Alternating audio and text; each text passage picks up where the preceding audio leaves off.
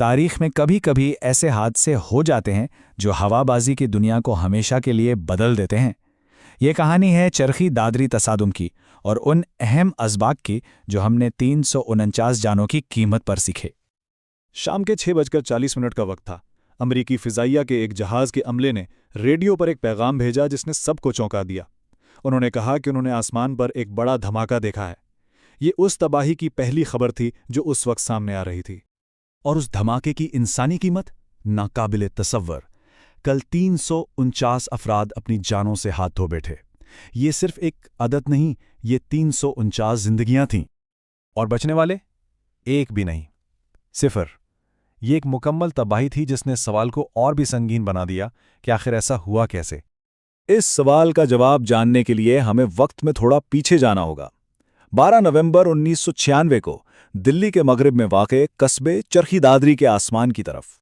اس پوری کہانی کے مرکز میں دو جہاز تھے جو انجانے میں ایک دوسرے کی طرف بڑھ رہے تھے۔ آئیے ان دونوں پروازوں کو ذرا قریب سے دیکھتے ہیں۔ ایک طرف تھی سعودیہ فلائٹ 763، ایک بہت بڑا بوئنگ 747 جس میں 312 لوگ سوار تھے اور وہ دہلی سے زہران جا رہا تھا۔ دوسری طرف تھی قازقستان ایئر لائنز کی فلائٹ 1907، ایک ایلیوشن IL-76 جس میں 37 لوگ تھے اور وہ دلی آ رہی تھی۔ دو مختلف جہاز، دو الگ الگ سفر، لیکن ان کی قسمت ایک ہی آسمان میں ٹکرانا لکھی تھی۔ یہ صرف اعداد و شمار نہیں تھے۔ ایک جہاز میں زیادہ تر ہندوستانی مزدور تھے جو سعودی عرب میں اپنے مستقبل کے لیے جا رہے تھے، جبکہ دوسرے میں تاجر تھے جو ہندوستان آ رہے تھے۔ ہر مسافر کی اپنی ایک کہانی تھی، اپنے خواب تھے۔ تو آئیے اب ان آخری فیصلہ کن لمحات کا جائزہ لیتے ہیں، وہ چند منٹ اور سیکنڈز جنہوں نے اس تصادم کو یقینی بنا دیا۔ شام 6:32 پر سعودیہ 763 نے اڑان بھری۔ اسے 10,000 فٹ تک جانے کی اجازت ملی۔ 2 منٹ بعد دہلی آنے والی قازقستان 1907 کو 15,000 فٹ تک اترنے کو کہا گیا۔ پھر 6:36 پر سعودیہ کو اسی راستے پر 14,000 فٹ تک جانے کی اجازت مل گئی۔ اب دونوں جہاز ایک دوسرے کی طرف تو آ رہے تھے، لیکن ان کے بیچ 1,000 فٹ کا محفوظ فاصلہ ہونا چاہیے تھا۔ لیکن اصل لمحہ 6:39 پر آیا۔ قازقستانی پرواز نے رپورٹ کیا کہ وہ 15,000 فٹ پر پہنچ گئے ہیں، لیکن وہ غلط تھے۔ حقیقت میں وہ اس سے بھی نیچے آ چکے تھے اور اب بھی نیچے آ رہے تھے۔ صرف 1 منٹ بعد وہ ٹکرا گئے۔ اور سب سے عجیب بات یہ ہے کہ ایئر ٹریفک کنٹرولر نے قازقستانی عملے کو آنے والے ٹریفک کے بارے میں واضح طور پر خبردار کیا تھا۔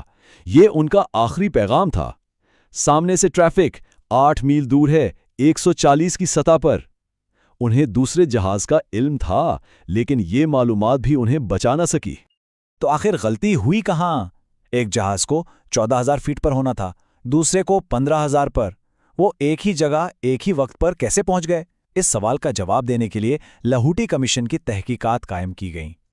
اور تحقیقات سے یہ بات سامنے آئی کہ یہ کسی ایک غلطی کا نتیجہ نہیں تھا، بلکہ یہ کئی چھوٹی چھوٹی غلطیوں کا ایک سلسلہ تھا جو ایک ساتھ جڑ گئیں۔